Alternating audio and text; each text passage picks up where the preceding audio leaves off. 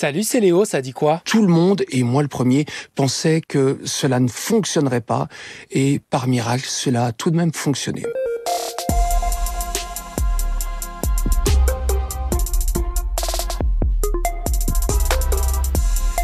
C'est un formidable espoir pour l'humanité que je te partage aujourd'hui pour la journée mondiale de lutte contre le sida, celui de la 6e personne au monde à en guérir. Les médecins l'appellent le patient de Genève, mais son prénom, c'est Romuald. Il avait été contaminé quand il était lycéen. C'était à une époque où, à l'école, on n'en parlait pas, ma famille non plus, c'était encore relativement nouveau.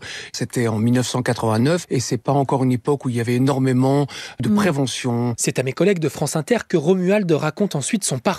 Sous traitement, il peut vivre avec la maladie, comme tous les malades du sida aujourd'hui.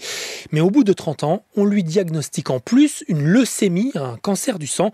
Et contre toute attente... Elle a été bénéfique pour le VIH, car c'est grâce à cette leucémie certainement qu'il y a eu cet effacement, et voilà. En fait, en plus de traitements très lourds comme la chimiothérapie, il doit arrêter son traitement contre le sida et subir une greffe de moelle osseuse qui ne fonctionne pas correctement. Son corps la rejette, mais aussi et sans doute, c'est ce que les scientifiques cherchent à comprendre en étudiant son cas désormais, son corps rejette le virus du sida. Nom de Dieu! Alors aujourd'hui, Romuald veut s'engager dans la prévention parce que plus de 5000 Français découvrent encore chaque année qu'ils sont contaminés, sans parler de ceux qui portent le virus autour d'eux sans le savoir.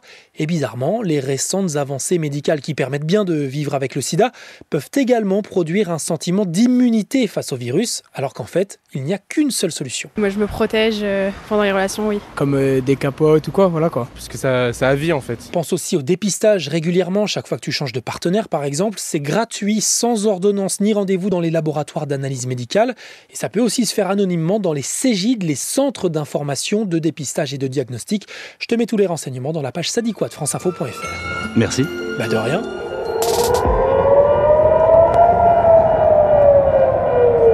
Ça, c'est le genre de sirène qui retentit à nouveau ce vendredi matin en Israël, parce que ça y est, après 7 jours, la trêve est déjà finie.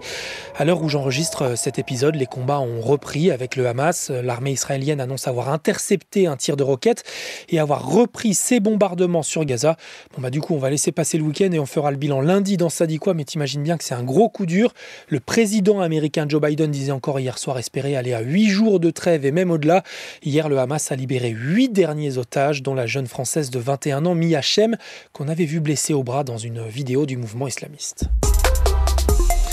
Une question maintenant, comment réussir à quitter un conjoint violent quand on n'a pas de ressources financières? J'avais rien, pas d'argent pour nourrir mes enfants. S'il y avait un enfant qui avait un gâteau ou quelque chose, je cachais mon fils pour qu'il ne voit pas ce gâteau, parce que je ne pouvais pas l'acheter. À partir d'aujourd'hui, 1er décembre, le gouvernement débloque une aide financière d'urgence pour les victimes de violences conjugales.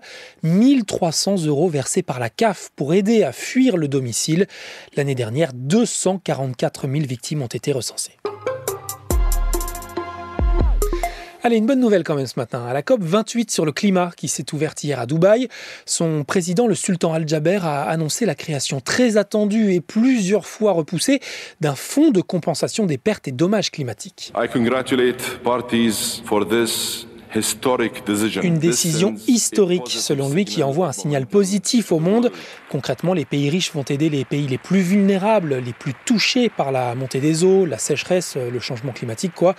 L'enveloppe est de 400 millions de dollars alors qu'ils auraient besoin de plusieurs centaines de milliards de dollars. Oh mais arrêtez avec ça! Mais Pierre n'est pas du tout un gros radin. Non, il est pingre, chiche, avare, ayant un problème avec l'argent. Bon, grosse actu encore ce matin. Mais comme je l'avais sous-entendu hier, je pouvais pas terminer sans te faire écouter la playlist de la Commu, ça dit quoi? Ouais, c'est encore Taylor Swift qui remporte le vote sur la chaîne WhatsApp de France Info. En même temps, elle a eu des dizaines de milliards de streams cette année. Heureusement, les vocaux que j'ai reçus sont plus originaux. Salut Léo. Salut Léo. Salut Léo. Je voulais t'envoyer ma recommandation. C'est Dubaï Phonique. Moi, mes recommandations Spotify de cette année, c'est Linkin Park. Salut Léo. Ma recommandation musique 2023, ce serait Can You Hear the Music de Ludwig Göransson. Et c'est extrait de la BO d'Oppenheimer. Moi, j'ai bien aimé de Lana Del Rey. Voilà. Au revoir. Voilà, j'espère que t'écouteras. Bah oui, j'ai écouté et ça me fait trop plaisir de recevoir des vocaux. N'hésite pas toi aussi à continuer de m'en envoyer pour les épisodes spéciaux de Noël, si tu veux qu'on revienne sur une grosse actu de 2023 ou 2024. Je te fais une liste des sujets retenus sur la page sadikwa de franceinfo.fr. Et merci pour Lana Del Rey, j'ajoute direct dans ma playlist. Bon week-end, c'était Léo de France Info. Allez, ciao.